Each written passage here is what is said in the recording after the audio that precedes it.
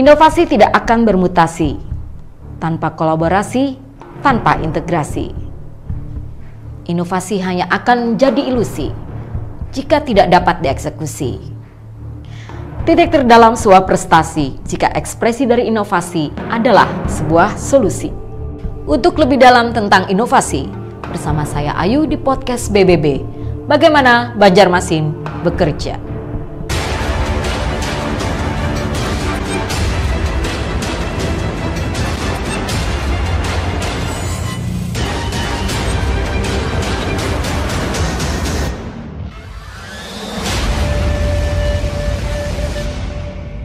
Assalamualaikum warahmatullahi wabarakatuh, sahabat inovasi. Kita berjumpa kembali di podcast Bagaimana Banjarmasin Bekerja.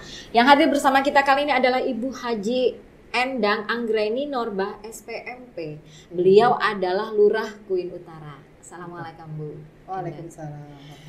Bu Endang, terima kasih banyak. Bu Endang sudah datang, bersedia meluangkan waktunya untuk podcast kita kali ini.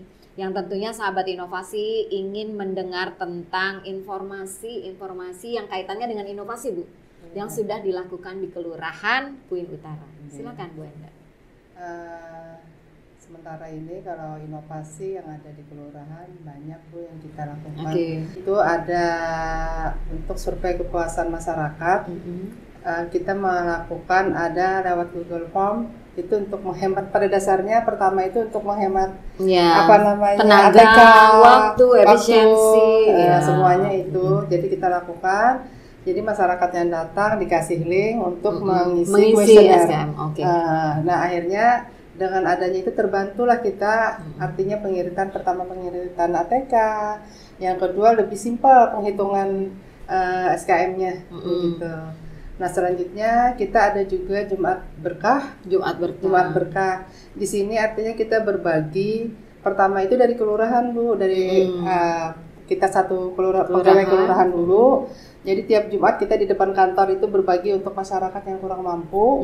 Nah, akhirnya kita mengajak RT, RW, dan masyarakat akhirnya banyak juga yang menyumbang akhirnya untuk acara Jumat Berkah dari tahun 2019. Oke, berarti udah lama ya? Udah lama banget. Nah, dengan berkembangnya waktu kan ini lagi boomingnya banget nih stunting ya, pemberantasan stunting. Nah, sekarang kita arahkan untuk Jumat Berkah itu bukan hanya yang tidak mampu, kan ada juga yang tidak stunting, jadi yang dikhususkan stunting, sisanya buat yang tidak mampu begitu. Selain itu Bu, ada inovasi apa lagi? Alhamdulillah baru-baru ini pada saat kita Hari Jadi Kota Banjarmasin, kita melakukan festival Tangguy.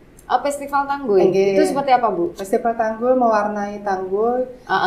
Kan Tangguy itu yang topi. Biasanya digunakan masyarakat pada saat panen atau bertanam, kan digunakan atau mengayuh. Acil-acil gitu. Nah itu, jadi kami di Kelurahan Kuin Utara bersama RT dan masyarakat setempat, gimana nih caranya supaya tidak mati suri, Tangguy kita inikan lah supaya lebih bagus. Akhirnya dilestarikan. Akhirnya festival mewarna Tangguy itu Hari Jadi Kota Banjarmasin tadi kita lakukan. Selain itu Bu, ada lagi inovasinya? Ada itu jamur tiram, budidaya jamur tiram ya. Budidaya jamur tiram itu nggak salah 2018 mulainya itu 2018.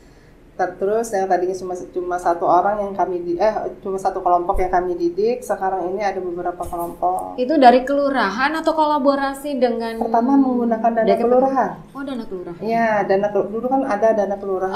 Tahun 2018 ya. Iya, memang. 2018 kalau nggak salah itu.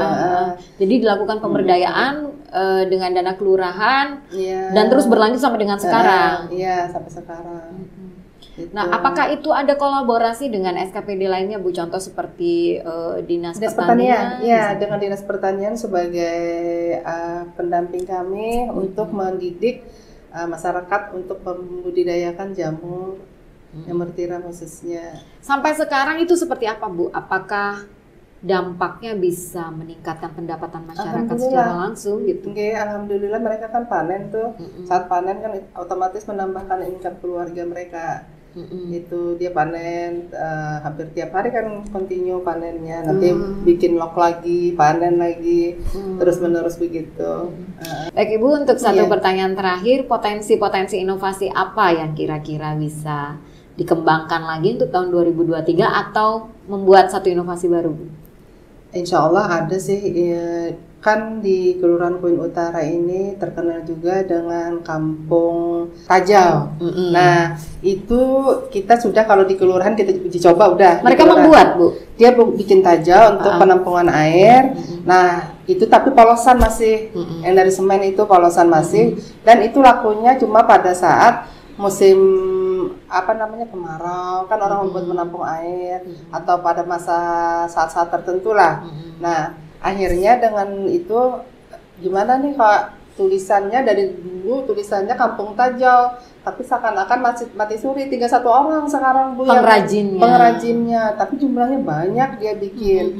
Nah itu jadi akhirnya kita beberapa biji kita beli, terus kita hias bentuk sasirangan macam apa, kita hias. Ada contohnya di kantor kita ini kan.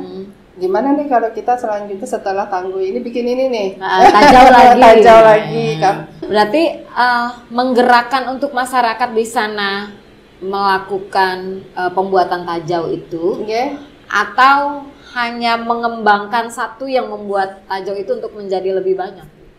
Kalau bisa, itu kan di daerah situ jangan hanya nama doang kampung Tajau, tapi tetaplah seperti dulu, jangan yang satu itu aja yang masih eksis ya, yang satunya udah berubah. Kalau bisa dibangkitkan kembali, tapi mungkin bentuknya yang tadinya besar-besar tuh penampungan air, dibikin kayak hiasan, kayak vas gitu ya, untuk bisa dijual sebagai hiasan gitu. Betul, supaya artinya mungkin paling tidak sekitar masyarakat di sana pelajaran untuk anak-anak SD, SMP, ada edukasi juga, supaya mereka tahu bahwa ini loh dari zaman dulu. Hampir hilang ya Bu ya tajau itu ya. Nah mudah-mudahan itulah harapan kita, artinya supaya lestari masih budaya-budaya kita ini jangan sampai digerus zaman begitu.